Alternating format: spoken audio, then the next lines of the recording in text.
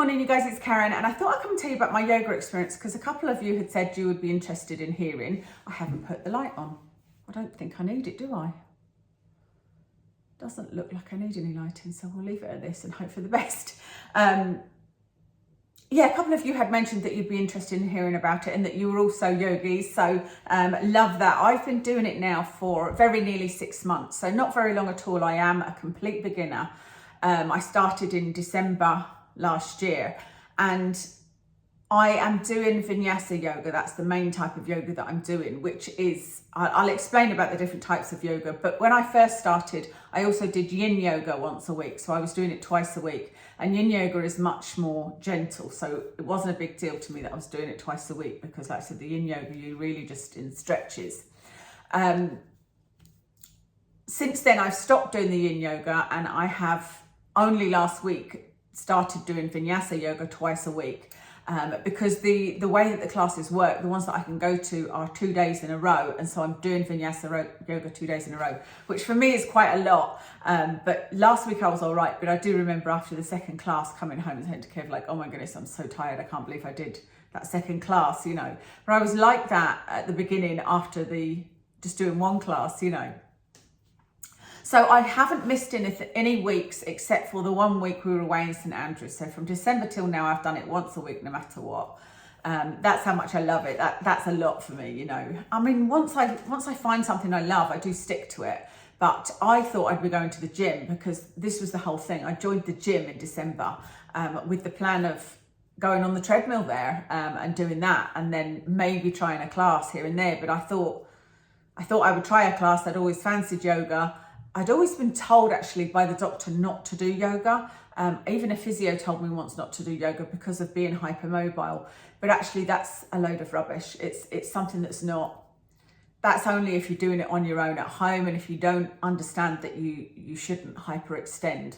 But actually I found that the yoga teacher is very aware of hypermobility, and I've never even told her that I'm hypermobile, but she mentions it. Like, if you're hypermobile, don't overextend on this, you know, be careful and that kind of thing. So it's obviously more well known nowadays. So there are many types of yoga that you can do, but I obviously only have the choice of the ones that are available at my gym. Although I could go elsewhere, it would then cost more money. And for my gym, it costs me £90 a month. And for a yoga class, from what I've seen, I've looked at a couple of yoga classes because somebody had mentioned that they do it on the beach, and did I want to go to the beach one? It's £13 a class. And so with me going once a week, I'm already halfway there on my gym membership. And with me going twice a week, I'm covering it, you know.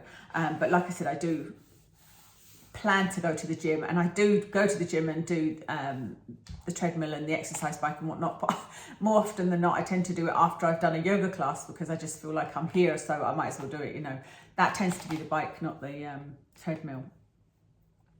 So that was just to give you an idea of prices. I think yoga is about £12-13. I don't know if there's anywhere where you can pay like a monthly membership, or you know, just for yoga classes. There probably are yoga studios. It all depends on where you live, doesn't it? And how often you want to go, that kind of thing.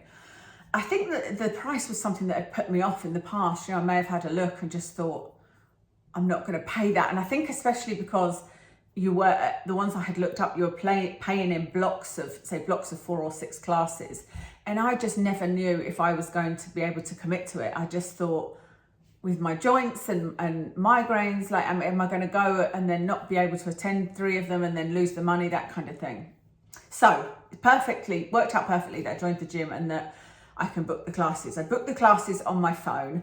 I have to book them. In fact, I need to book one today because literally as soon as they come out, they're gone, you know, they're fully booked. And then if they're fully booked, you have to sort of put yourself on a waiting list, and they're very, very popular, these classes. I actually just stopped my video to make sure I booked my class there, so that's me booked on.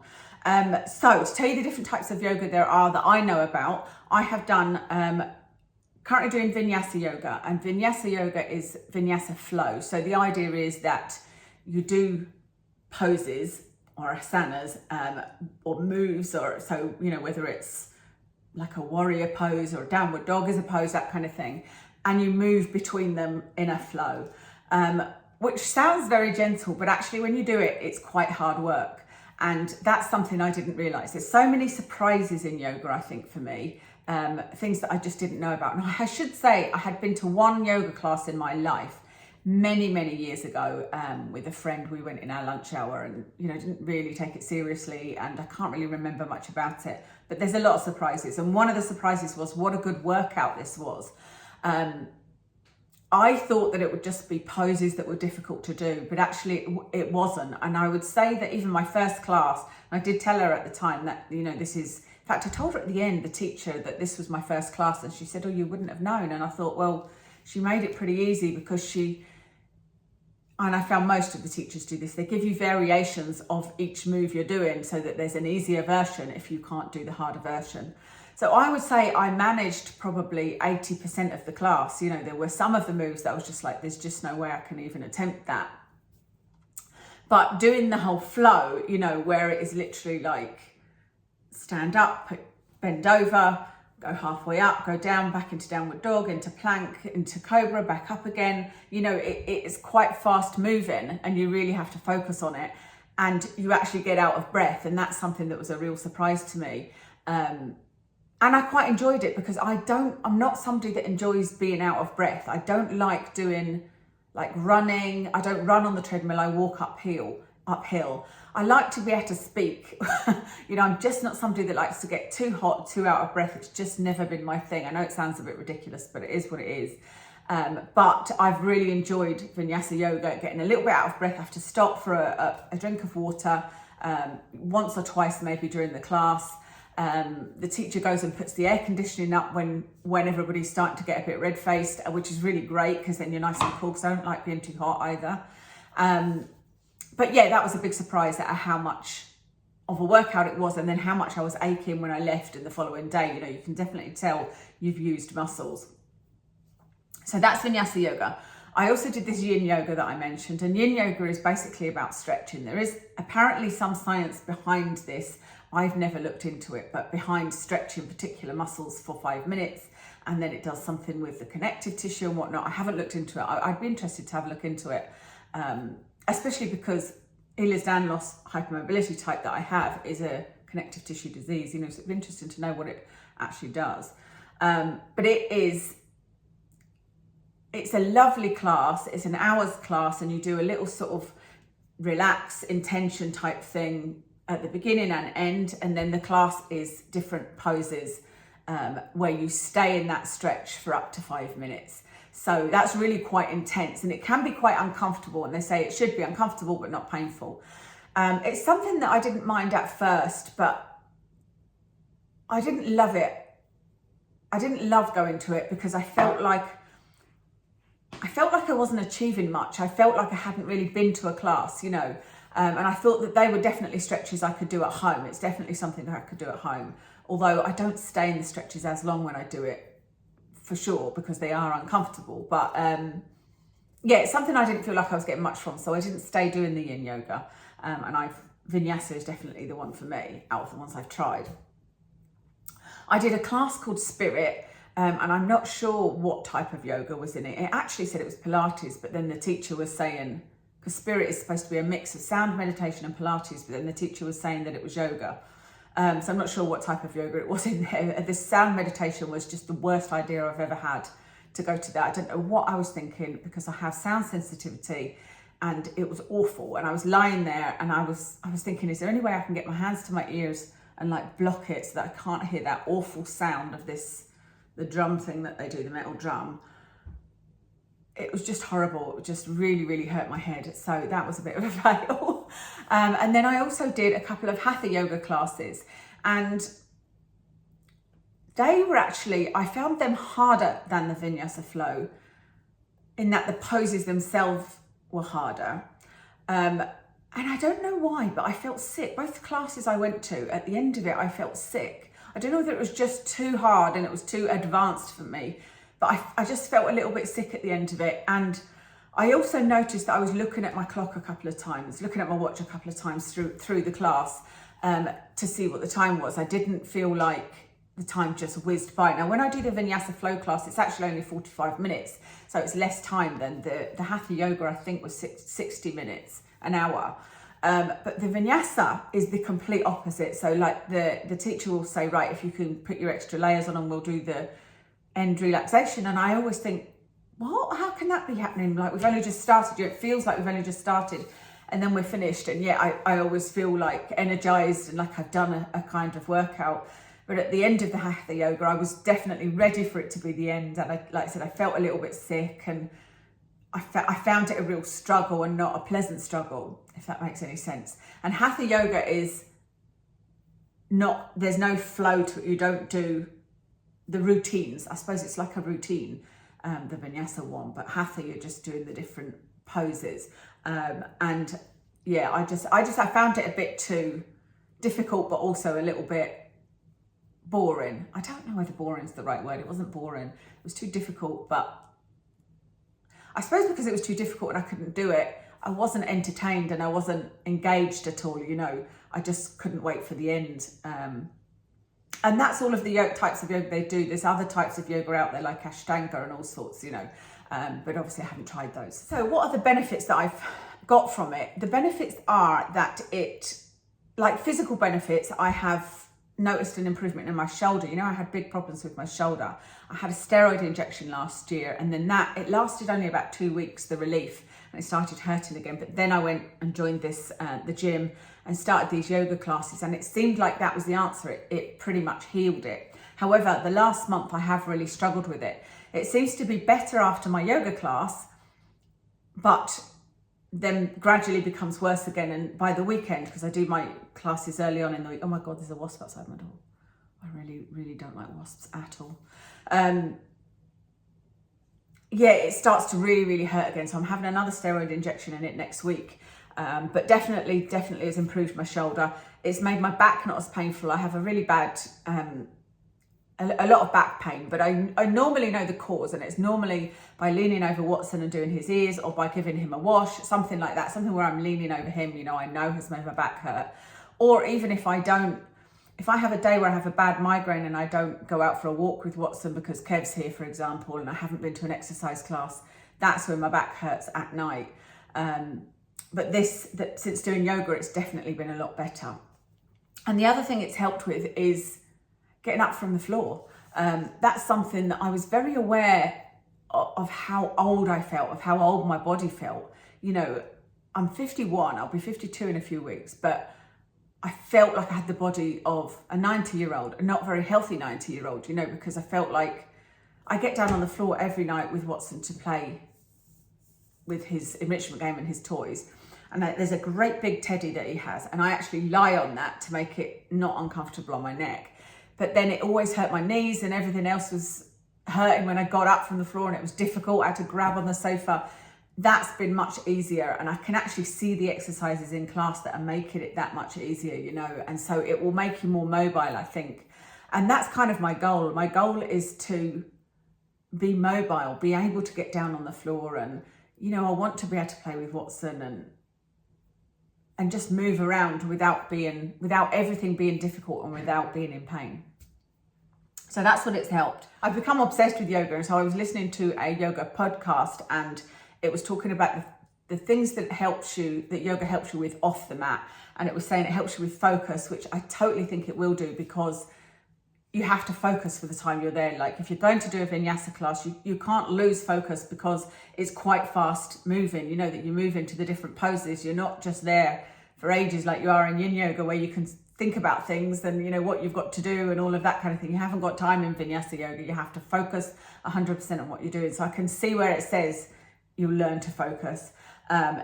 You're stronger than you think. You will learn that you are stronger than you think. If you think you can't do yoga, then I would urge you to try a class. You know, if it's really concerning to you, find a beginner's class. The class I went into is not beginners or otherwise, it's kind of combined. So I'm just taking the alert off the screen. Somebody's outside the front door, it's just my neighbour. It's a combined class for all levels. So there is advanced, beginners and intermediate, and they will tell you the variations of the routine. But if it worries you, you know, find a beginner's class. And I guarantee you'll come away from the class thinking that you can do more than you thought you could. So you're stronger than you think.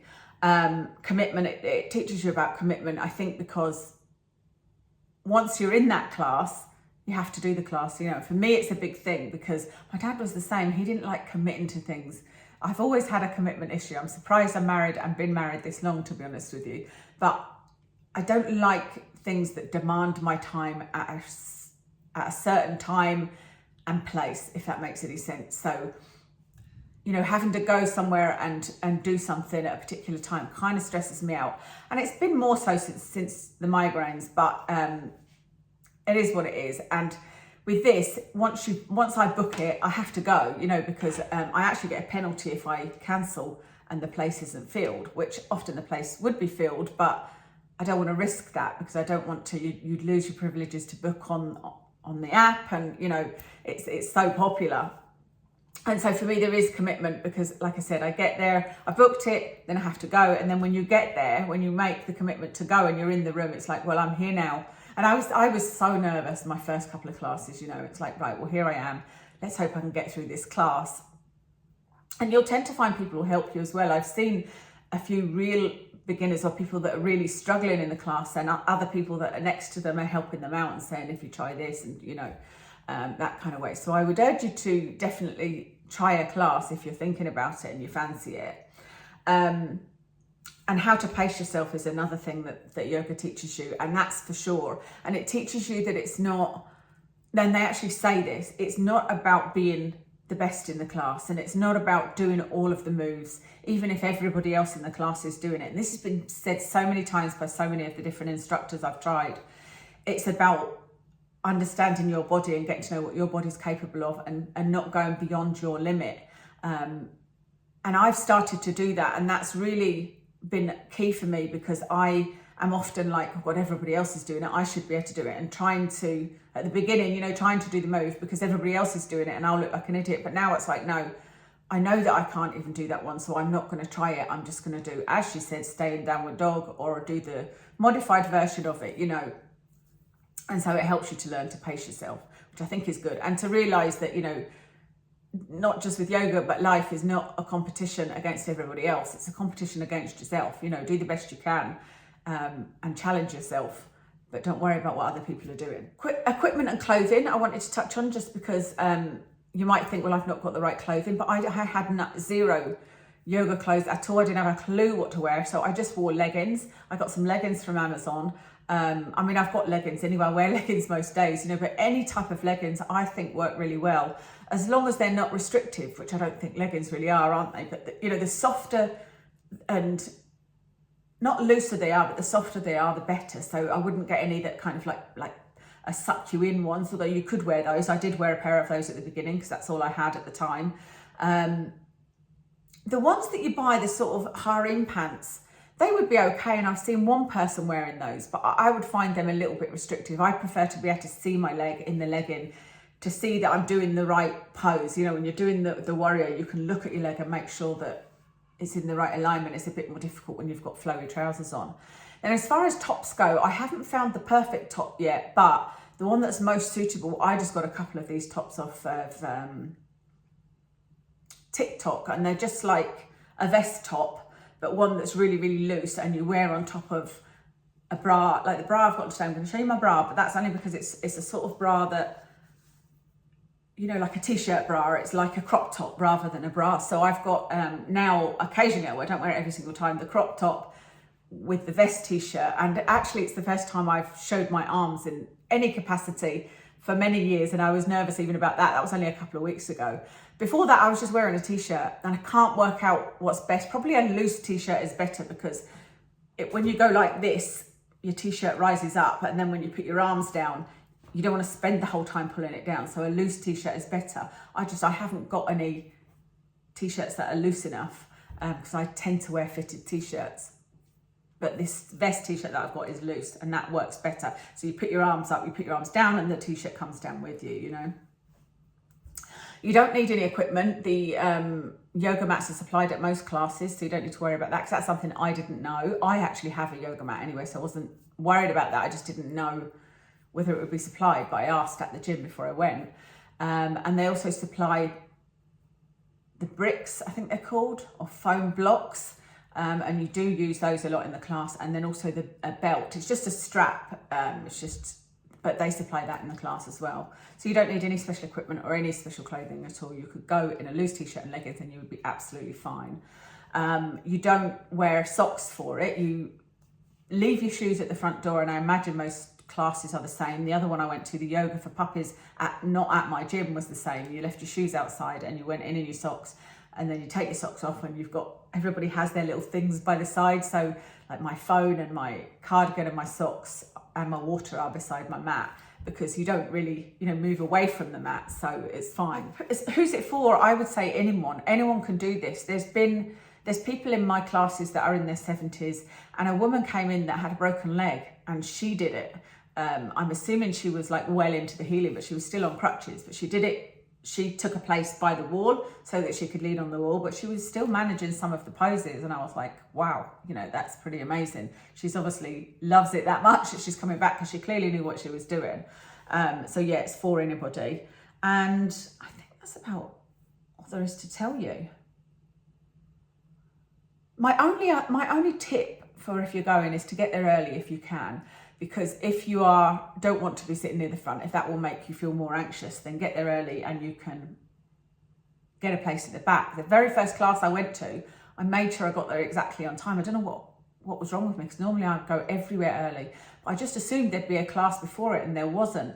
And then when I got there was like minimal space, but thankfully there was a space at the back and I didn't have to sit at the front, so it was fine. But now I always go there early. I get there 10 minutes early.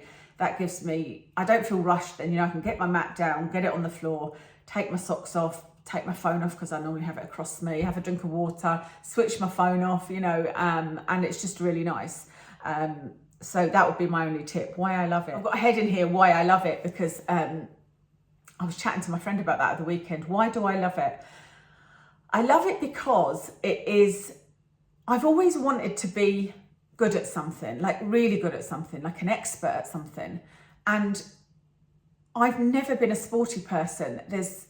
I've tried a lot of different sports, and I'm just not a sporty person. It's not something I have a skill at. I always think I'm going to be good at something. I might have been okay at softball, actually. I did go out with Kev and try to hit a ball with his softball bat. We just did it in the park, because there'd been a game I'd gone to with him. Kev was into softball. He was in a softball league, and they used to go away and play all these games, and I'd go with him. We went to Bristol and Manchester and all these different places, and I was with him. And one time I think somebody was ill, and they wanted somebody else to come in for his team, and it could have been me had I not been terrified and was like, there's no way, I just won't be able to hit a ball at all. It didn't need to be an actual play. It didn't need to be registered or anything like that. I could have had a substitute, and I was like, there's no way. And so I said to him, right, let's do a bit of like hitting in the park in case that ever happens again, and I might be able to say yes. So I felt really bad for letting his team down, but I was like, I won't even be able to hit the bloody ball, let alone do a home run or whatever it is. So we tried that, and I could hit the ball after a few practices, but like I said, I'm just not a sporty person. And so there's nothing I've got that challenged me to improve. And I like the treadmill as an exercise, or the bike, but I would sit and watch a video or listen to music. And so there was no element of a challenge or element of improvement. Whereas in yoga, there is an element of a challenge in every single class. You can challenge yourself as much or as little as you want, because she often says, if you need to take a break and just do child's pose, do that. If your back's hurting, if your legs hurting, if anything's hurting, or if you just want a break, she's always saying, you can take a break. But there's a challenge, and and the challenges are changing week to week for me, and they're like more now, okay, I know I can do that posture now. I know what the flow is. Let me work on making sure my posture's right. And currently I'm trying to do the one where you come into one of the warriors with your arms up and not wobbling. And at first I would literally nearly fall over, but now I just want to not wobble. And like the tree pose, I want to work on getting my foot higher up my leg and not wobbling, not falling over. And so that's what I love about it. I love that it's given me a challenge. I can challenge myself and kind of be in competition with myself. And it's something that I'm getting better at. I can't say I'm good at all, but I'm getting better at. And I can see in the future me being good at this and being stronger and more mobile than I am now, which is really something that makes me smile, you know. And also Kev, bless him, keeps telling me he's so proud of me for going to these classes, even when I've not felt 100%, you know. And it feels nice to say to people that I do yoga, you know. Yeah. I think that covers it. So if I have not convinced you, I'd be surprised, because like I said, I am a bit obsessed with it at the moment. And there's loads of other things, like you do some breathing throughout the class as well that's supposed to be good for you. There's lots of scientific benefits to yoga. You know, it's supposed to reduce your blood pressure, and there's no lose in it. And in fact, saying that, I don't think I read you the downsides, did I? I did write down downsides. I really had to think about it. I was like, what are the downsides? One thing it hasn't helped for me is my knees. My knees are really bad. And if you look at the MRI scans of my knees, they're just shot. There's no cartilage, you know, it's bone on bone. They're really painful at times, and they've got worse over the years. But actually, they've got worse as far as the MRI scans, but they've got better as far as I exercise my thighs more. I get on my static bike, and that helps my knees. It supports my knees. It pulls the knees up. But there are a couple of moves I can't do because it hurts one of my knees really badly. And there are a couple of times I've come away thinking my knees are a little bit sore. I need to be more careful. So it's not really a downside. It just is something, it's just me getting to know my body and what it can do. And it's like, okay, that move's not possible for me. I can't sit on my knees, for example. I can sit you can do like sitting on your knees, or you can open your knees out. I can do the one with it opened out a little bit more, but just sitting on my knees, just kneeling, I can't do that. So it's getting to know my body. So it's not really a downside, but that's what I wrote down. The times and restricted to type is the only other downsides I wrote, in that for me, I can't try any other yogas. I would love to try other type of yogas. I wouldn't do the hot yoga, and I wouldn't do naked yoga. I got a book about yoga, and you can do naked yoga. I know I'm laughing, it's silly to laugh, but if you want to do naked yoga, great, but it's just not for me. I just don't want to see people's bums and whatnot, you know. And I'm like, no, there's no way I'm doing that. So not hot yoga, not naked yoga. But I would like to try like Ashtanga yoga, for example. And maybe I will. Maybe I'll find a class at some point and do it, just to do something different, you know, and see what's in a different class. Because I noticed at the puppy yoga, I don't know what type of yoga that was, because it was mostly puppies and less yoga, but there was moves that I hadn't done in the classes I'm doing. So that's everything, definitely. I will stop rambling now, and I hope that you found this interesting. I hope you found it useful, and maybe I'll do another one at 1 year and see how mobile or otherwise, or if I still feel the same about it. So thanks so much for watching. I'll speak to you again soon.